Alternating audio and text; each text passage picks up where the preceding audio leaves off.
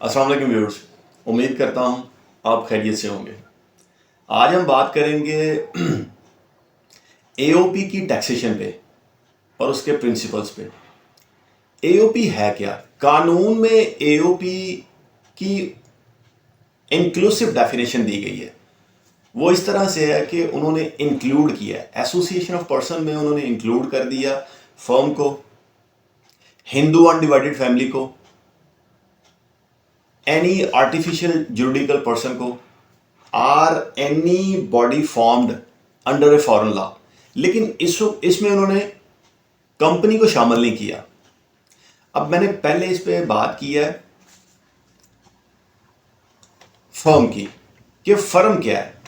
Firm से मुराद ये है कि रिलेशन है, एक ऐसा रिलेशन है बिटवीन पर्सन्स जो ये एग्री करते हैं to share the profit of a business carried on by all or any of them acting for all.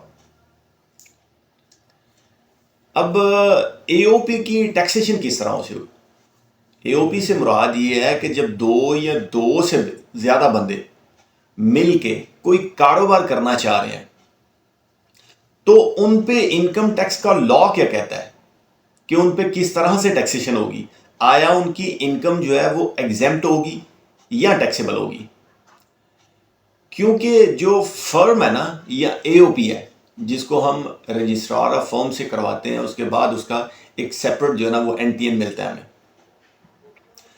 तो वो ये है कि एओपी जो है ना वो अपना टैक्स जो है ना वो सेपरेटली उस पर टैक्स लगेगा और वो लाइबल है कि उस पर चार्जेबिलिटी है वो उसके मेंबर से, यानी उसके पार्टनर से अलहदा से हो, उसकी रिटर्न अलहदा से फाइल होगी और जो वो टैक्स दे आएगी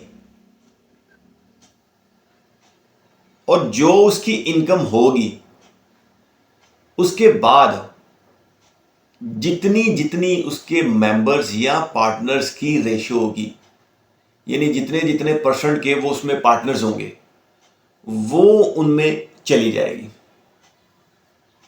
और वो उनकी इनकम जो होगी वो एग्जेम्प्ट होगी। क्योंकि एओपी ने अपना रिटर्न अलहदा से फाइल करना है, उस पे जो टैक्स बनता होगा उसने उसका टैक्स पे कर देना है। पे करने के बाद जितनी अमाउंट होगी उसमें से वो टैक्स माइनस होगा और जितनी बाकी रह जाएगी इनकम जो है फर्म की, वो income as per share of the partners या मेंबर वो एग्जेम्प्ट में लिखा जाएगा। ये बात आपने याद रखनी है कि जब उसकी रिटर्न फाइल करनी है, आपने मेंबर्स की फाइल करनी है, तो उसको एग्जेम्प्ट में आपने लिखना है क्योंकि वो एग्जेम्प्ट है। इसमें इन्होंने ये लगा दी, शर्त लगा दी कि अगर एसोसिएशन ऑफ पर्संस में कोई भी उसका मेंबर, अगर तो वो कंपनी में है, कंपनी है उसकी, उसका स्टेटस एज ए कंपनी है, तो उस मेंबर की जो इनकम होगी उसको एक्सक्लूड कर लिया जाएगा।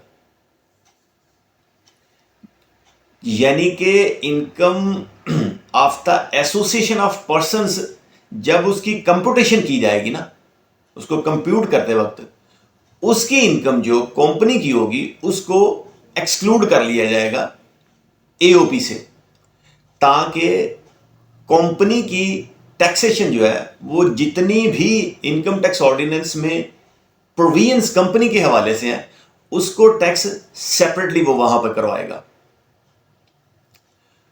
और इस पे बड़ी उन्होंने क्लैरिटी दे दी कि अगर कंपनी फर्म की जो इनकम है ना वो एग्जेम्प्ट है तो उसके मेंबर्स की भी इनकम जो है वो एग्जेम्प्ट ही होगी। यानी कि टैक्सेबल होने की सूरत में भी मेंबर्स की इनकम एग्जेम्प्ट है और एग्जेम्प्ट होने की सूरत में भी इनकम मेंबर्स की एग्जेम्प्ट ही होगी। तो उम्मीद करता हूं दोस्तों कि मैंने अपनी शॉर्ट सी वीडियो में ये बता दिया कि एओपी की टैक्सेशन किस तरह से है, उसके प्रिंसिपल्स किस तरह से हैं, यानी उसके मेंबर्स की जो इनकम होगी वो एग्जेम्प्ट ही होगी। टैक्सेबल की सूरत में भी एग्जेम्प्ट होगी और एओपी की एग्जेम्पशन की सूरत में भी अगर ऑर्डिनेंस ने कहीं पे उसकी एग्जेम्पशन दी है या उसकी रिटर्न ही 6 लाख रुपए की है तो फिर भी वो एग्जेम्प्ट है, या किसी भी प्रोविजन में इनकम टैक्स में ये बता दिया गया है कि इनकी इनकम एओपी की एग्जेम्पशन है, उस सूरत में भी उसके पार्टनर्स की, उसके मेंबर्स की इनकम एग्जेम्प्ट होगी। उस हद तक अगर उसके पार्टनर्स की कोई और इनकम है, किसी दूसरे हेड से है, तो उसकी अलग से टैक्सेबिलिटी होगी और यहां से उनको टैक्स क्रेडिट मिलेगा। और जो कंपनी अगर किसी एसोसिएशन ऑफ पर्सन में बतौर मेंबर है तो at the time of computation of income तो वहां से उस कंपनी की इनकम को एक्सक्लूड कर लिया जाएगा ताकि उसको कंपनी की प्रोविजंस के मुताबिक ही टैक्स पे करना पड़े। तो उम्मीद करता हूं कि मैंने अपनी शॉर्ट सी वीडियो में यह बता दिया